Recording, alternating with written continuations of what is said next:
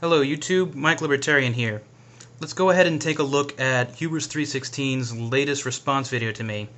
As this video begins, he has an annotation at the bottom of the screen, which I'll go ahead and read for you. As usual, I don't expect you to make it through all 3 videos, but I always have to be complete in my explanations. I can do so without trying to sound intelligent using big words to distract from the argument. I think I'm really going to stop advertising this unstable creature's channel now. It's quite evident he couldn't refute a fly, but he'll argue with you until the end of time, and I just don't have time for that. I really feel I've wasted my time and part of my life. You poor, poor, persecuted thing. But let's go ahead and see what you actually say in the beginning of your video.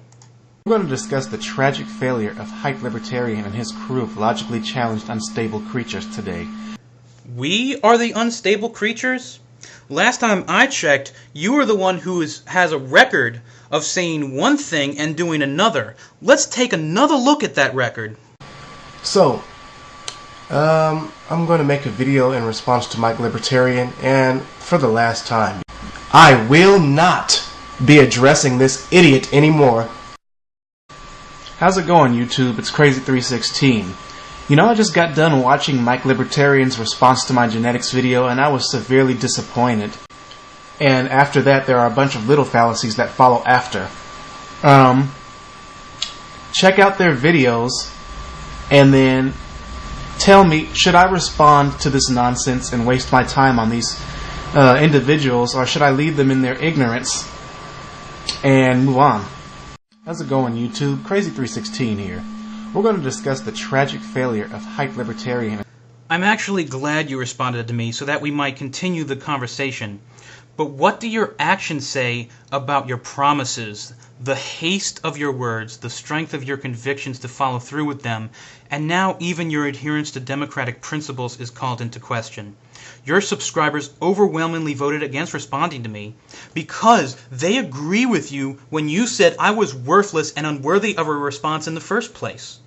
They often quote your Bible, declaring that your God has given me up to a reprobate mind, is of the devil, that I'm perverted, and all those other wonderful compliments which you non-bigots spit at me so politely. I was looking most forward to a possible explanation as to where you got the name MikeLibertarian from. You actually do bring it up, and let's see what you have to offer. Now, I say MikeLibertarian because when you actually do your study, you see that this guy is nothing but a hype. And let's start with the magnificent tree. Wait, was that it? Now, I say MikeLibertarian because when you actually do your study, you see that this guy is nothing but a hype. And let's start with the magnificent tree.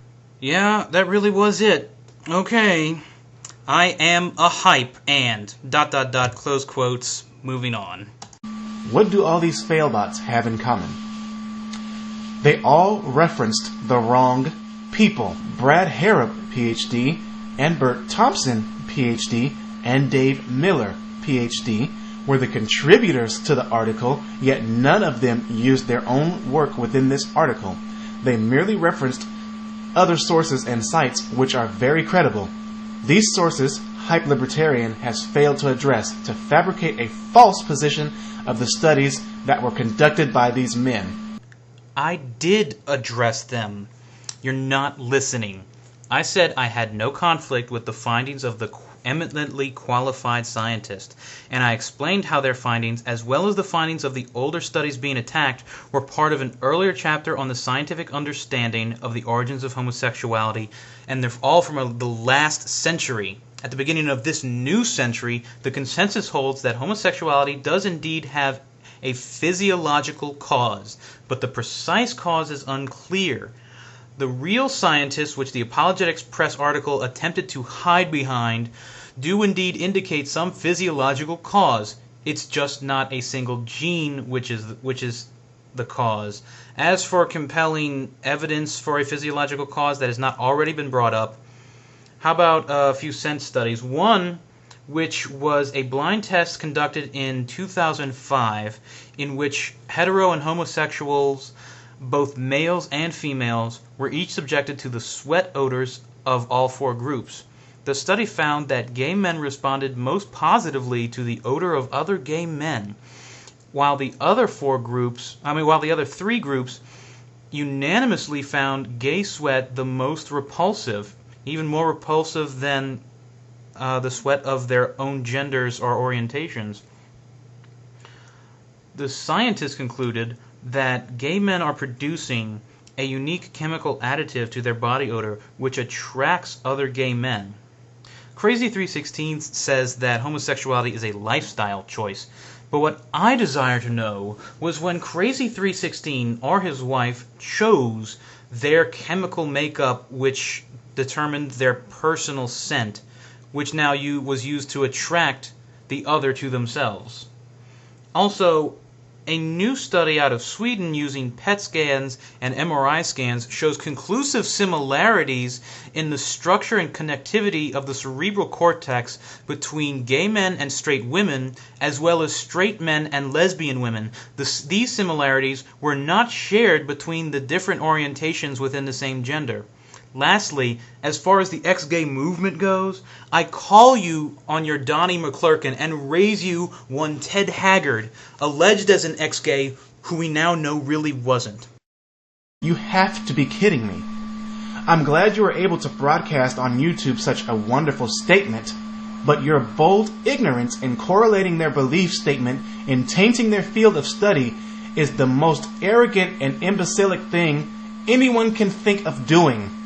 To the contrary, if one of Barack Obama's nominees for the Supreme Court in a confirmation hearing before Congress stated that his or her belief was that Christianity is an immoral lifestyle choice and that their religion is counterfeit because Allah is the one true God and Muhammad is his prophet, would you want such a person deciding law on this nation's highest court?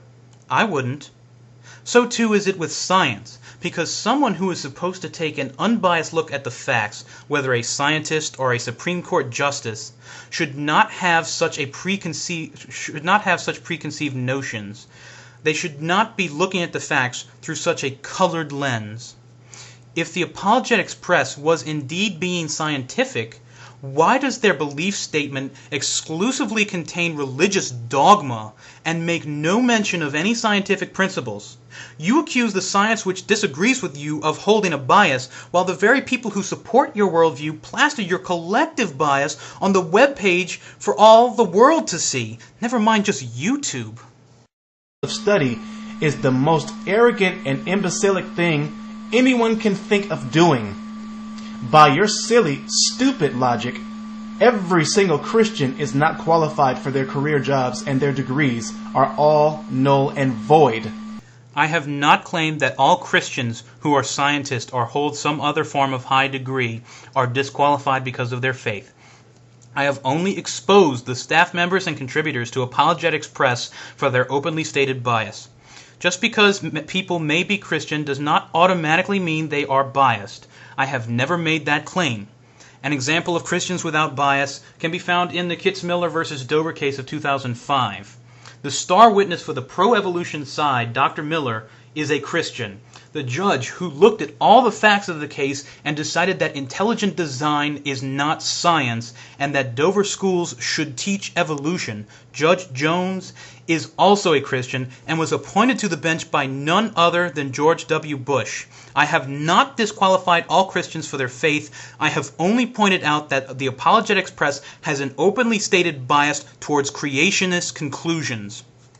We have already established that scientists have moved on to studying polygenics, but at this time we hardly know anything about this to even begin to say we're 10% sure that this is the cause.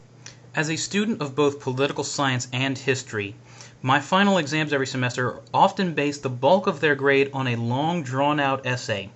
One thing which every professor warns against almost as much as plagiarism is the practice of saying everything that comes to mind in the hopes of landing on the truth. We are warned that this practice will not receive a passing grade, because academic merit is not based on one's ability to land on the truth, but on one's ability to demonstrate an understanding of the truth separate from that which is patently false. The point Krazie 316 just made was true, but one truth among many patent falsehoods is still a failing grade.